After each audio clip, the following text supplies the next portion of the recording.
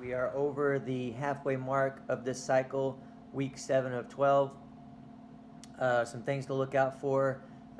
Continuing on with the back and front squats on the same day. I know that's probably getting a little bit monotonous for you guys. Been that way for 6 weeks. It's going to continue that way throughout the rest of the cycle. So just be prepared for that. Obviously, we're mixing up the percentages and the numbers and that kind of thing, and that should give you some motivation and help push you along. This week in particular, week 7, is going to be another heavy one. You're going to be pushing through.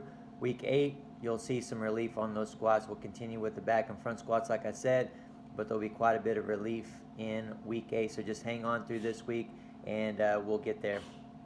Exercises, of course, are progressing through a little bit more. A couple of examples of that are the power snatch. We're now going to be going from the floor. This will be the last week you're going to see those that type of setup with the power snatch and the power clean. But power snatches in particular, you're going to have an opportunity to go up heavy. But again, those are from the floor for the first time. So make sure you're looking out for that. You understand what we're doing and what we want from that. Okay. The jerk has progressed from the power jerk to behind the neck split jerk now. So we have some drills to go along with that to help your split position a little bit.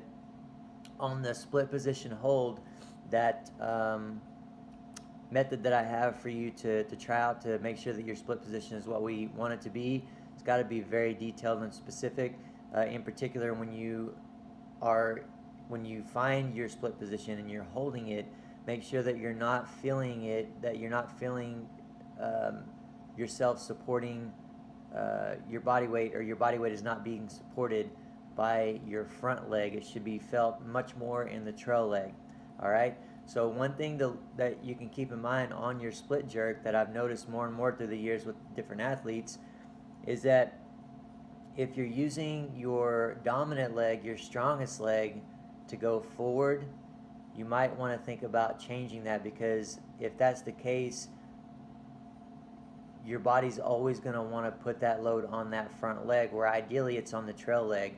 When it's on the front leg, for example, or more on the front leg, that means the bar is a little bit forward, or your knee's a little bit too far forward. You've got a forward angle in your shin, your front shin, as opposed to straight up and down, or even slightly angled back. And when you have that straight front shin angle or slightly angled back, and the bar is directly over the top, or the shoulders are directly over the top of the hips, bar is directly over the top of both of those, that's where you're going to be supporting with that trail leg more. And that's why it's important to have your strong leg, your dominant leg, go back in most cases. Now that doesn't fit everybody, but more than ever, I believe that that's probably where one should, or the way that one should split, with that dominant leg going back. I didn't used to always teach that. I used to say, hey, just experiment and see which one works out better.